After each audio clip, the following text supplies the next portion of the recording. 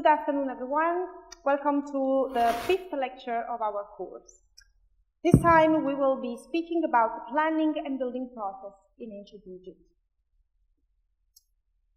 Today we will talk about, in particular, drawings and models, the use of drawings and models in ancient Egypt, the use of chords in order to establish alignments in ancient architecture in Egypt, and then we will focus on the vast corpus of evidence that comes from the Valley of Kings, where the New Kingdom pharaohs were buried.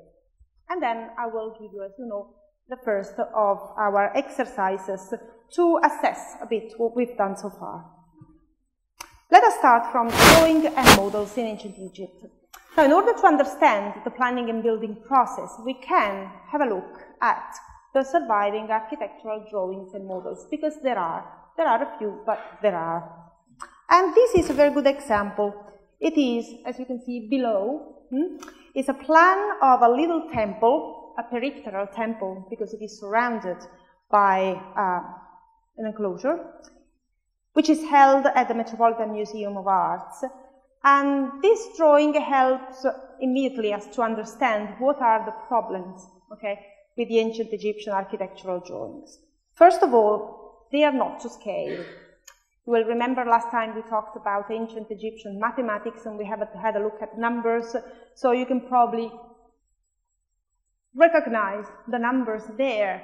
The numbers of cubits, of the units of measurement that identify that enclosure are written out. The little arm, you remember, is the cubit, and there you have 3 signs for number 10, 2 signs for number 1. So we know that that enclosure is 32 cubits, okay? So the drawing is not to scale, the dimensions are written out. The drawing includes a combination of what we call modern plan and prospect. If you look there, the enclosure is represented as seen from the top, so you have some sort of enclosed space. But the doors that give access to this enclosed space, which lies just next to the green arrow, is actually represented like, seen in prospect, and in this case, like it is flat on the ground. So it's a combination of what we, of the kind of drawings that we draw today. And that's very clear from the way the trees are represented, the little trees surrounding the internal part of the temple. You see, they're all represented like, lying down, for us, laying down on the ground, but they actually mean that they are standing there. And these kind of drawings are not meant to be exhaustive. What I mean is that if you try to interpret the drawing according to our modern standards, these drawings do not contain all the information that we expect from our own architectural drawings today.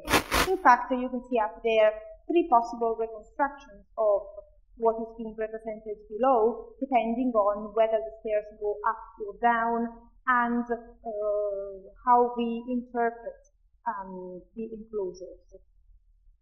They range from a little temple with stairs going up, to a little pool surrounded by trees, to a little mound surrounded by trees.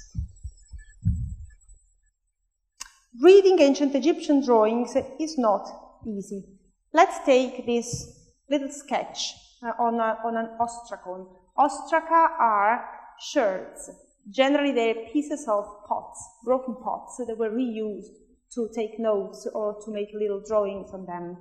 And this ostracon BM means it's kept in the British Museum. It dates to the 18th dynasty and seems to represent something. The dimensions, as we have seen, are written out. Near the blue arrow, it's written that the breadth, the length of this space is 27 cubits, and so on. So we have an enclosure. We see that there are doors. They are drawn flat, again, according to our standards. And so what we can tell is that this little drawing represents something through which you can move. So there's a sequence of doors across two spaces, one inside the other. And what we know is that there are pillars around the central enclosed space. But interpreting this drawing, it's not easy. These are two possible interpretations. The first one, the one in black, is actually the earliest one. It's someone who, Glanville, who interpreted the drawing in a rather literary way. Okay, like an outer enclosure, an inner enclosure, and a sequence of doors. And then the three pillars on the side and three pillars on the other side. Then another scholar was not really convinced and said, well, what are those 6 pillars doing over there? And anyway, this does not correspond to any known building and any known kind of building in ancient Egypt, to be precise. So his interpretation is actually very interesting. As you can see on the ostracon, on the original ostracon, the pillars are 3 on one side and 3 on the other side. Now, in ancient Egypt, 1 was the unity, 2 was the couple, the duality, 3 was the number for plural. So it is possible that showing 3 pillars was, a way to say many pillars. So the second interpretation relies on this idea, and so it is possible that this sketch actually was meant to represent a peripteral chapel. This kind of building exists in ancient Egypt. We have archaeological remains of buildings like that, with a sanctuary inside and a row of pillars all around. There are models as well. There are not many, and they're even more difficult to understand. One of the few cases of a model that could have something to do directly with the planning and building of a monument is this model found at Akshur, south of Cairo.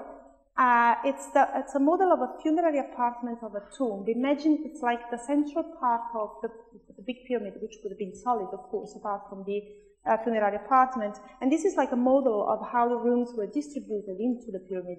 It is interesting that this model does not correspond to the pyramid, any pyramid that we actually know. So it either might have been like a preliminary study, or just a representation that had we don't really know, but that is it. Then we have other types of models.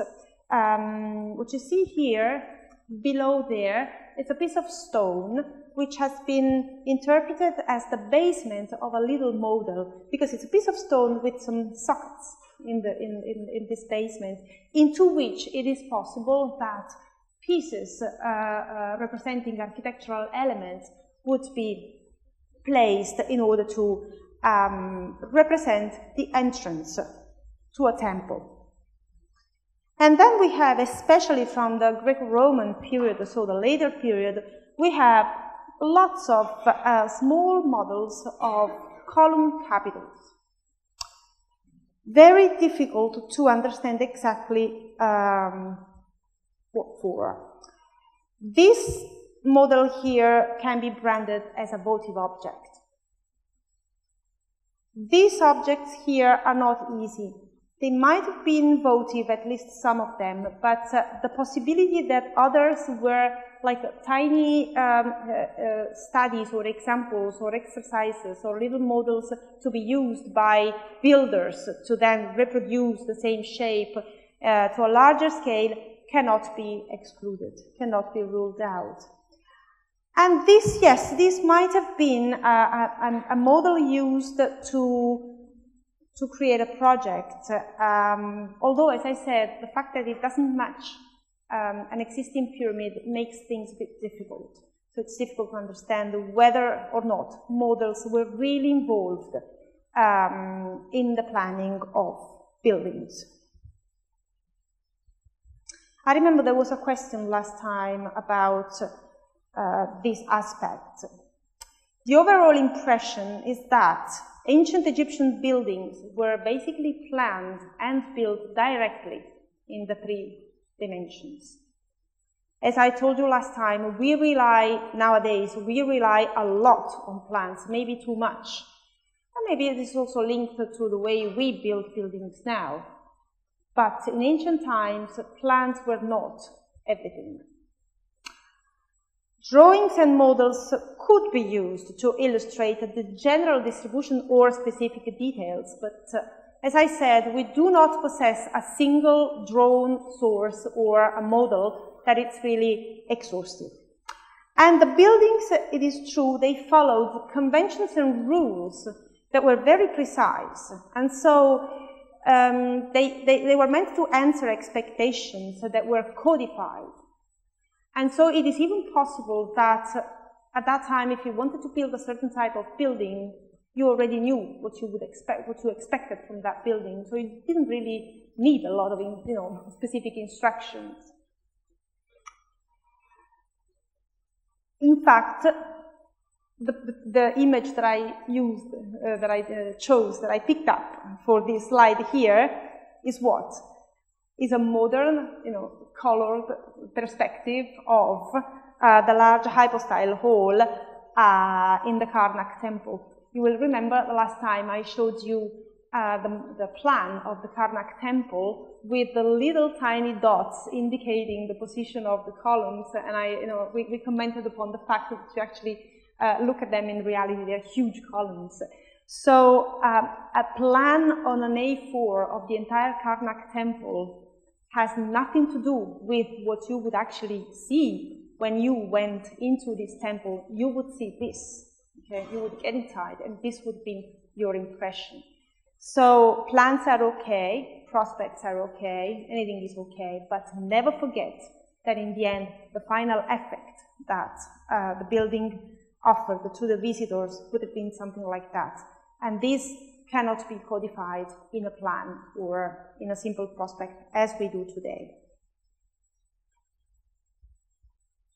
Moving to the subject of alignments and chords. Since the earliest times, from really the early Old Kingdom to the Ptolemaic period, so for over 30 centuries of their history, the Egyptians always performed, on the occasion of the foundation of official buildings in which the pharaoh was involved, a complex foundation ceremony that consisted in various steps and included two particular operations that were called the Ped Sheser and the Weha Wa. The Ped Sheser is the stretching of the cord. And it's interesting, you see, that it's marked with a little red circle. It's actually, the cord is being stretched. And then the second has been translated as the unraveling of the cord, because you have that the first hieroglyph is a boat, and then the second are two cords. And the translation, the correct translation, is the unraveling of the cord. And then people commented, why would you unravel the cord after you've stretched it? Shouldn't it be the other way around? First of all, you unravel the cord, and then you stretch it. So there's another interpretation which is actually quite interesting, that perhaps this unraveling of the cord could be interpreted as the spreading of the plan net. Okay, so you first of all stretch the cord and sort of outline your area, and then in this area, then you spread your cords around to mark alignments after you fixed some important points. And in fact, we do know that cords were used to measure fields in agriculture. There are a few representations of farmers going around in the fields with these cords, and these representations are actually painted, so you can see that the cords either have little knots at regular intervals, or they have little painted marks at regular intervals. So that was the way, effectively, to measure fields. So this has been immediately, transposed into the architectural field. Stretching a cord around the 3 pegs can be, an easy way to, for instance, to fix a right-angled triangle, If you take a cord which is 12 units long, and then you stretch it around 3 pegs at a distance of 3, 4, and the remaining would be 5, you use the 3, 4, 5 triangle to establish a right angle. This is a very old way to establish a right angle. So if you look at the upper part of this drawing is by Alexander Badawi. You will remember last time we talked about all his theory about triangles being evolved in the proportions of Egyptian buildings. So if you stay on top of the image, the 3, 4, 5 triangle is actually fine. The lower part of the image in which he extended this idea to the 8 to 5 triangle, which we saw that resembles somehow the proportion of the golden section, then we go on a tricky terrain, and I wouldn't go that far. Keeping in the upper part, the 3, 4, 5 triangle is fine, but chords are not. If you stretch a chord a lot, it will get longer. And then chords will be affected by humidity and by other factors. So stretching a chord in order to fix a right angle is fine as long as you use a short chord, and therefore you fix a small angle on the ground. I mean, there's always a right angle triangle, of course, but if you imagine chords that might be dozens of meters long, 50 or over meters long, then the elasticity of the chord might, create problems. So the use of chords to establish right angle triangles, should be taken, with extreme care. We do have one example of probably the 3, 4, 5 triangle being used to outline an elliptical vault. In this case, the segment GH and the apex C of the vault, you can see the original drawing on the Egyptian wall, and then the ellipse and the triangles are our modern construction.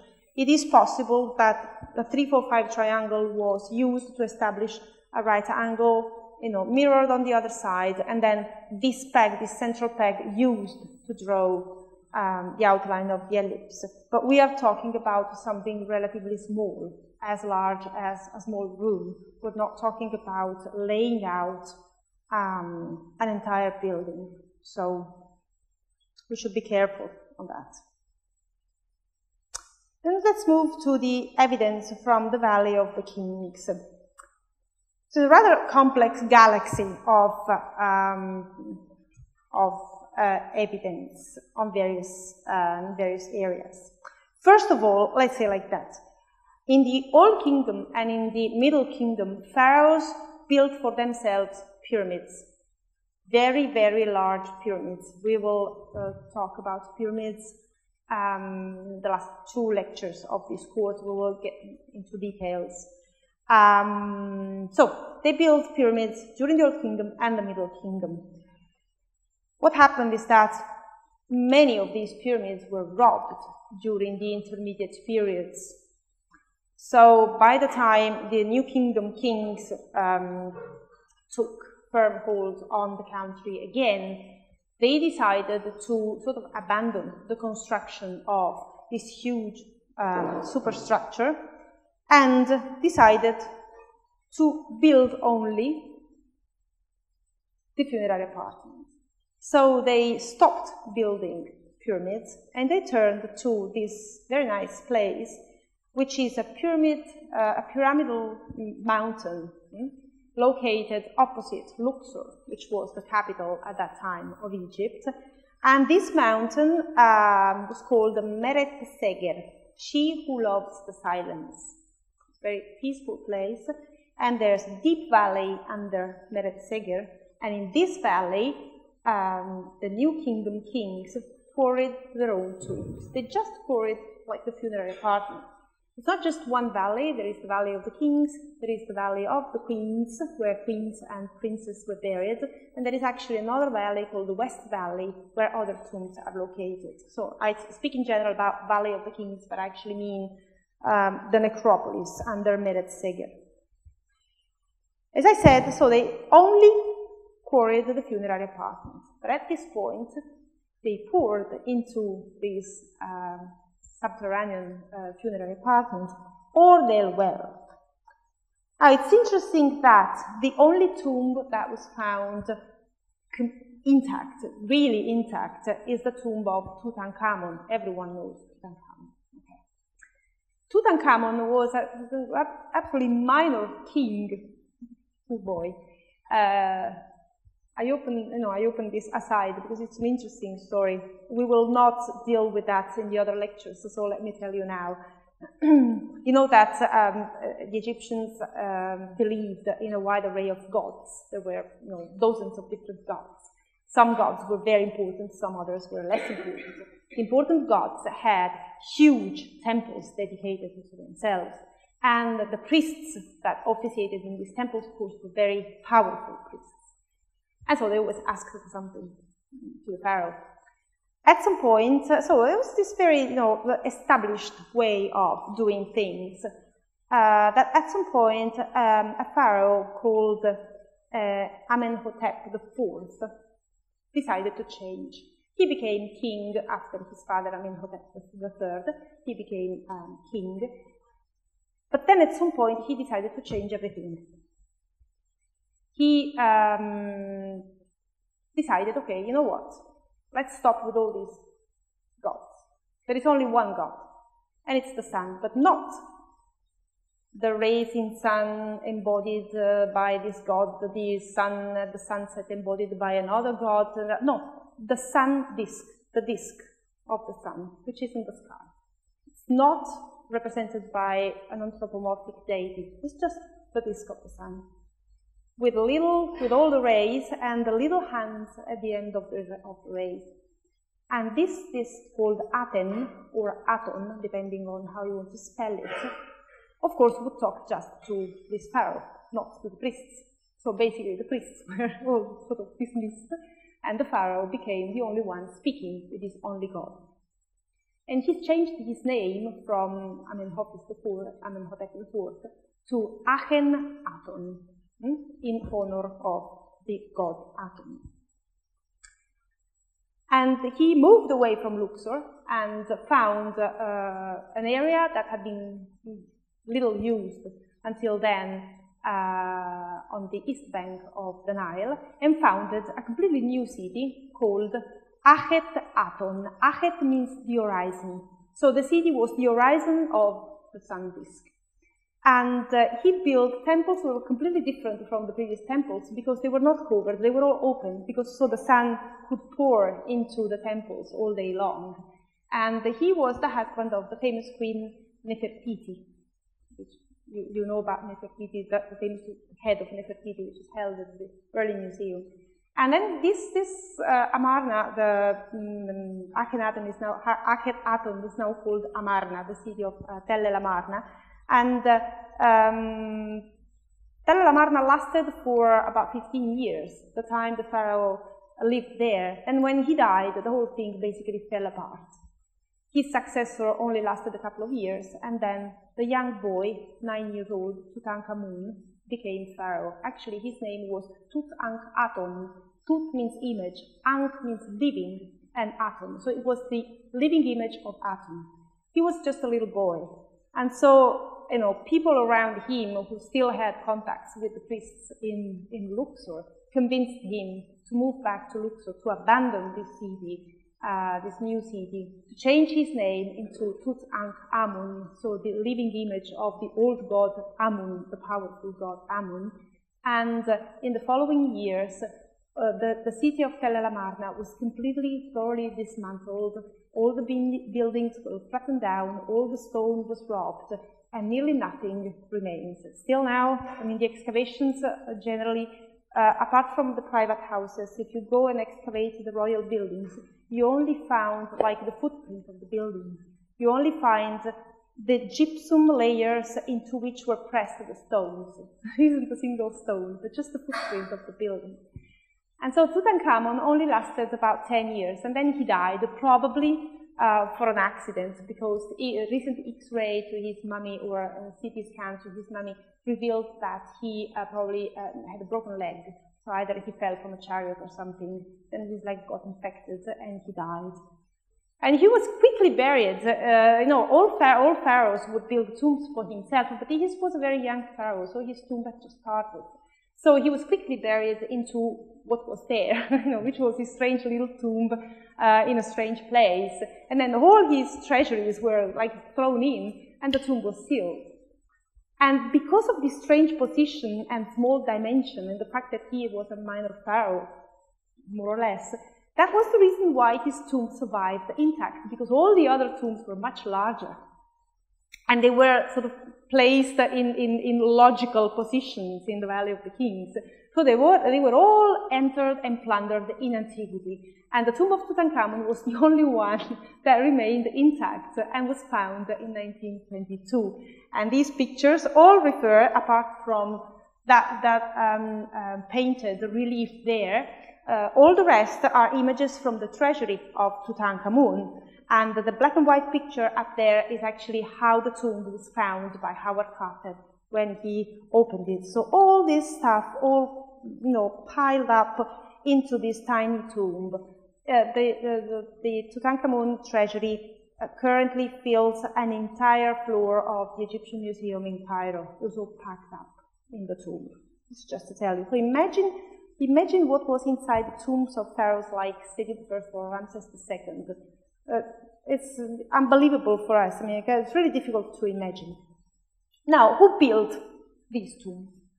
These tombs were all built by workmen, specialized workmen, that lived in a little village that bears the modern name of Deir el-Medina, which is located near the Valley of the Kings. You see a picture and a plan of the building. This village was inhabited during the New Kingdom, from the beginning to the end of the New Kingdom, when the pharaohs built for themselves all these subterranean tombs. And it was excavated in the early 20th century, and it represents like a nearly unique case, certainly in Egyptology, because it produced an impressive amount of documents that tell us a lot of things about not only the work that they did for the kings, but also the daily life of this little enclosed community. For instance, we know that they lived there. I mean, they had to keep a secret because they lived near the royal tombs, and they actually knew the position of the royal tombs. So they were not prisoners, but they lived in that village and were separated from the rest of the population. And you could get into the village only if you had a very good reason to get there. So there was a very strict control. For instance, we know that their life was completely focused on the construction of the royal tombs. The children of the village were called children of the tomb, and when they grew up, they could choose whether to stay there or to move out and abandon the community to live in the outer world. They couldn't go and come as you wanted. Interesting details, for instance, the women could read and write and could inherit properties. And they even went on strike at the end of the 20th dynasty because they were not being paid. So clearly, they had a very, they were very aware of the value of their work. The strike of Deir el-Medina, I'm not sure, but I think it's like the first recorded strike in history. They were not slaves, okay? They were well-paid, specialized workmen with great skills. And this rather strange object, this is a prosthetic finger actually, toe, for someone who had lost, evidently, his toe during the work. And so another fellow craftsman prepared a wooden toe that was actually fixed to the rest of the foot. What you see there, the little fingers are the fingers of the dead, okay? You know, the toe is the only wooden piece that is attached to the rest of the feet with the leather straps. So clearly, you know, this person had an accident, and you know, the community took care of, you know, his foot in order to allow him to keep moving around. So, apart from the finds from Deir el-Medina itself, when we go to the Egyptian Museum, we shall see not only a vast collection of items from Deir el-Medina, but also something unique, which is the complete tomb of Ka and his wife Merit. Ka was an important foreman of the Deir el-Medina community. We know he was responsible for several important building work, and that this tomb was excavated by the Italian Egyptologist Ernesto Schiaparelli, who was the director of the Egyptian Museum at that time. And according to the law of that time, Schiaparelli could take all the contents, the entire contents of the tomb, and transport it to Italy. So the entire contents of the tomb of Ka and Merit, including the bodies of the owners and all the objects belonging to them, was transported to Turin and is now on display there. So when we go there, we will be able to see everything on display.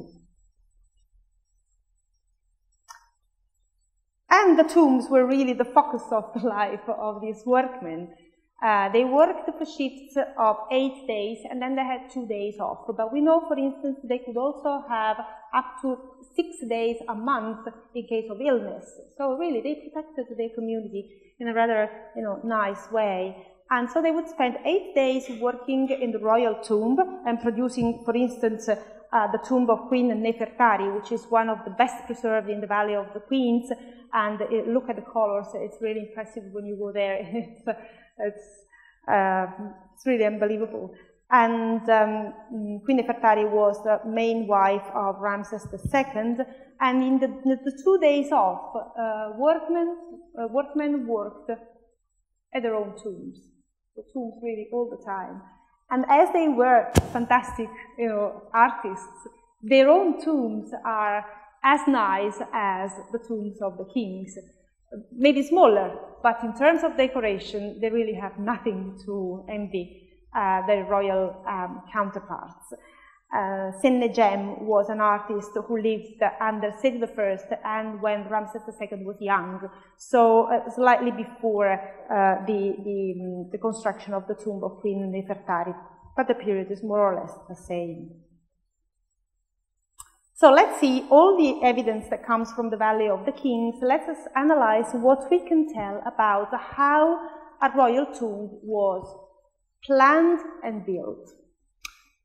Something about the initial plan. There is this very nice ostracon held in the Cairo Museum that shows the project of a royal tomb. Why is this a project? Because we have been able to identify the tomb to which this ostracon refers. And it's KV6. KV means King's Valley. So you will have tombs from the Valley of the Kings are indicated as KV. QV are Queen's Valley. So KV6, the tomb of Ramses IX of the 20th dynasty.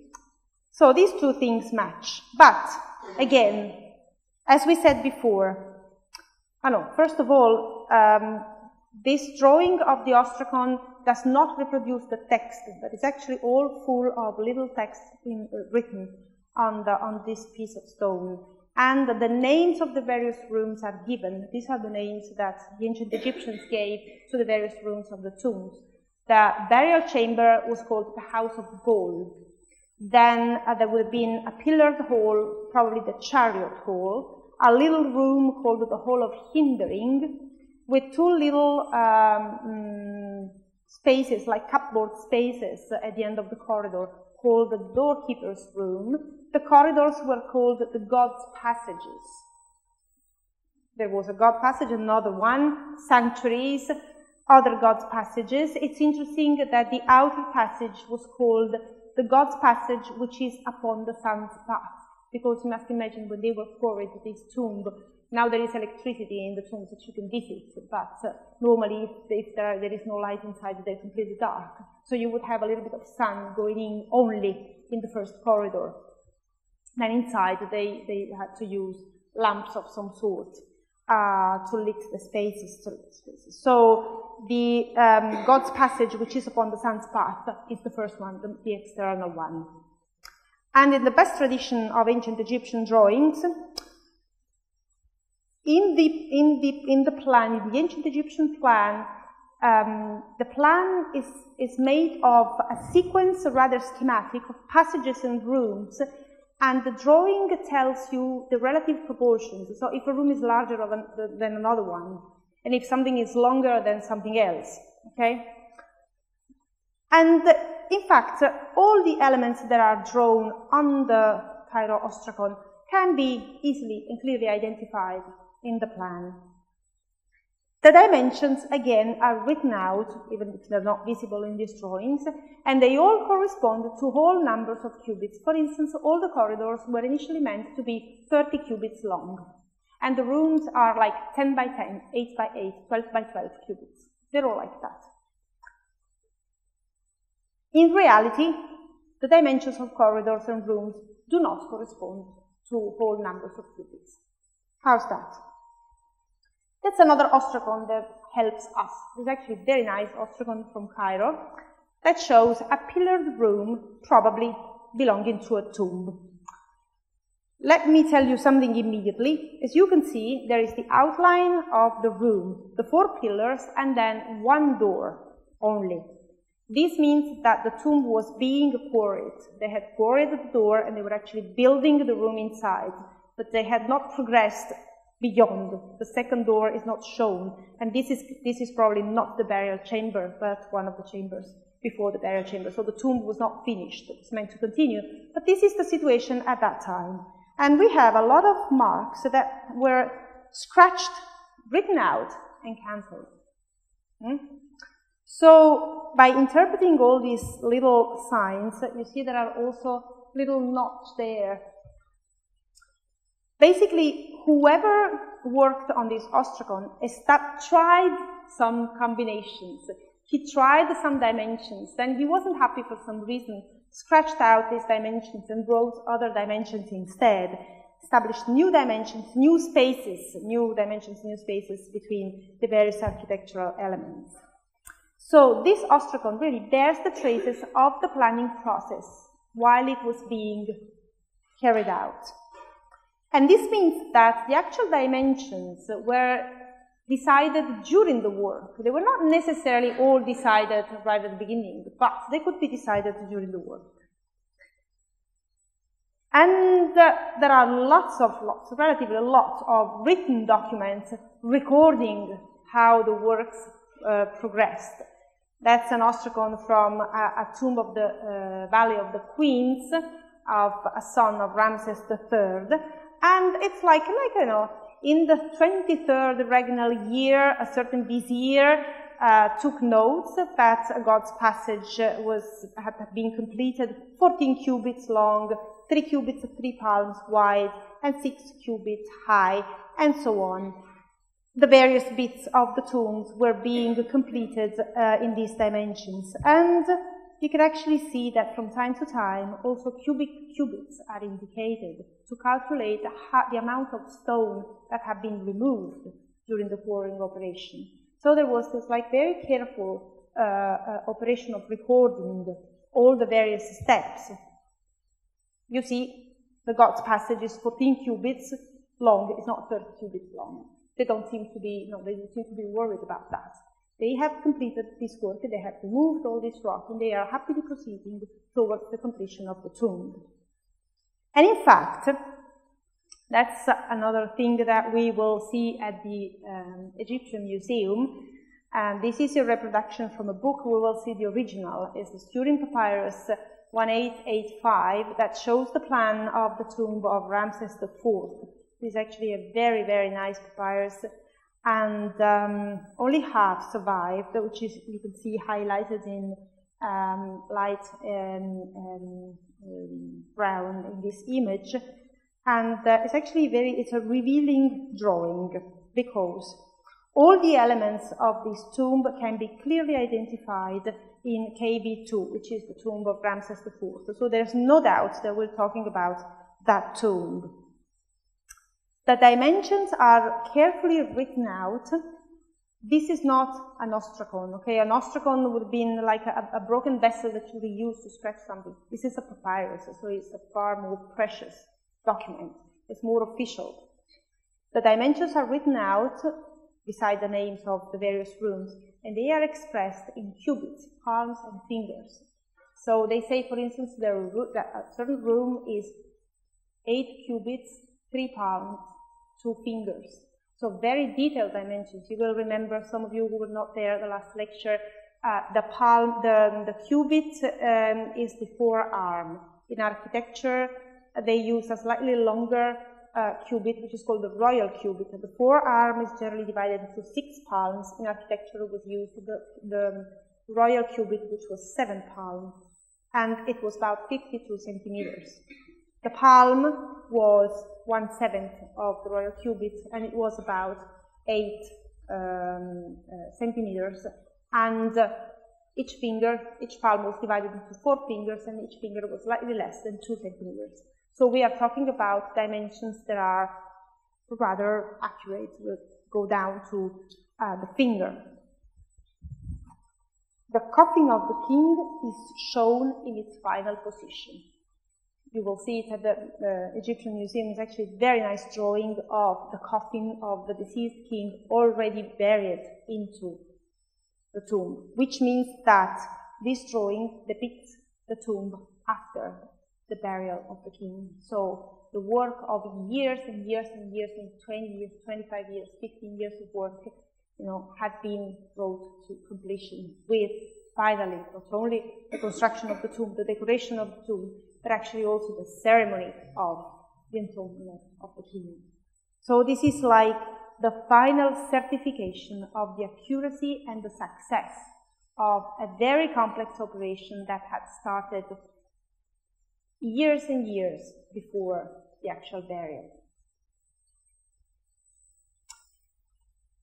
So, further readings on the royal tombs, I can suggest there is this very nice series of books called The Complete Something, The Complete Valley of the Kings, The Complete Tutankhamun, The Complete Pyramids. I put them in your bibliography. You will see them quite often. They're actually very nice books, very well illustrated, lots of pictures, lots of drawings. So they're actually nice books to have and to consult if you are interested in the subject. We have reached the end not only of the lecture today, but also we completed part 1, which was the introduction to the course, and part 2, in which we talked about the evolution of our modern perception of ancient Egyptian architecture. So it is really time to, make a little bit of a first assessment of what we have done so far. So for next week, I'd like you to prepare this. A short PowerPoint presentation. Tomorrow you will have these slides on beep, so don't worry to take notes. Tomorrow morning they will be there. I would like you to prepare 2 slides each, okay? And to give like a maximum 5-minute presentation from here where I'm standing now, okay? You bring here your presentation and you speak for 5 minutes to your classmates. And I'd like you to focus on just 2 main issues. One is how difficult or easy it is to study and to deal with the human past. So you have seen lots of examples of correct interpretations, misunderstandings, little problems, big problems, blind alleys, incredibly productive directions of research. So I'd like you to focus on this. And a second slide of, think of how you are architects and engineers. I imagine with a strong interest in cultural heritage, otherwise you wouldn't be here. So imagine yourself in your future career, you are given the assignment of dealing with an ancient site, building more or less ancient, something that does not belong, was not created by our modern society. I want you to focus on what kind of approach you would have towards this building. Would you be interested in learning more about the culture that produced this building yourself? Would you turn to a specialist? Would you try to do something similar? Would you try to distance yourself from what is there? Try to imagine your own interaction with an ancient building in your practice.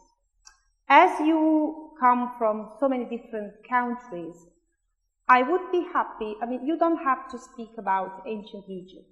If you have cases from your own home countries, from your own experience, bring them along, okay? If you studied, for instance, a certain complex building or archaeological site that we don't know of, just bring your experience here and share it with your fellow students. If you want to work as a group, I don't mind. Don't make huge groups, because as I told you, these exercises will help me to assess your performance at the end of the course. So if you want to work as, for instance, pairs of students, if you want to, another interesting thing that you are free to organize is to pair with someone from another country. So like compare, your approach with the approach of someone else. In this, I leave you free to do whatever you want. Just bear in mind, next time I'd like you to speak instead of me. Okay, next time I will say nothing. You will come here and you will, bring your thoughts to the attention of your fellows. And by next time, I hope to tell you something more precise about our visit to the Museo Egizio di Torino. And that's all. Thank you very much.